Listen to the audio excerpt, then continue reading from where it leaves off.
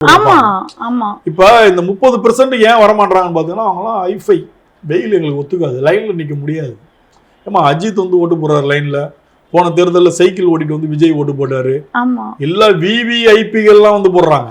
ஆமா உங்களுக்கு எல்லாம் என்ன, ஆமா நீங்க வந்து ஓட்டு போடலன்னா 10,000 ரூபாய் ஃபைன்.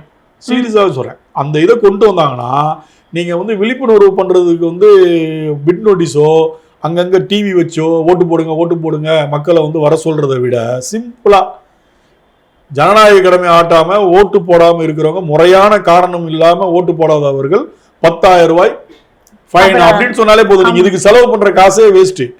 இத சொன்னீங்கன்னா எல்லாரும் ஓட்டு போடுவாங்க. ஆமா ஓகேங்களா? நீங்க விழிப்புணர்வு அப்படி ஏற்படுத்துறதை விட இப்படி கொண்டு வாங்க. இது என்னுடைய பர்சனல் கருத்து தான்.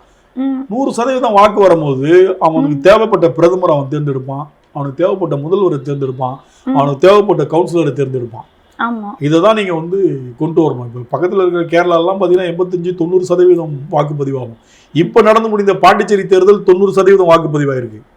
இப்போ இதெல்லாம் வந்து ரொம்ப ஒரு ஆரோக்கியமான விஷயம்.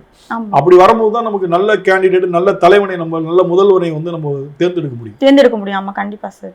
இப்ப இந்த தேர்தல் வந்து ஆண் ஓட்டுகள் அதிகமா பெண் ஓட்டுகள் அதிகம் நினைக்கிறீங்களா சார்? கொஞ்சம் தான் டிஃபரெண்ட் இருக்கும்.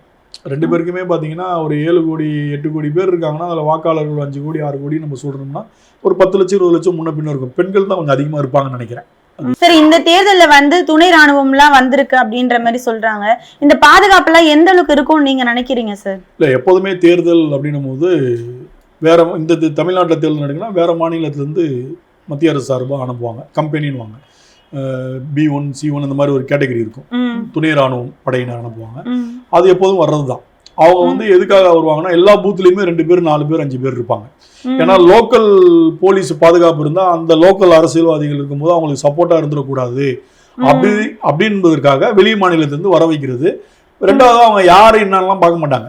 எம்எல்ஏவே இருந்தால் கூட ப்ராப்பர் ஐடென்டி கார்டு பேட்ச்லாம் இருந்தால் தான் அலோவ் பண்ணுவாங்க, இல்லைன்னா வெளியில் போட்டுருவாங்க.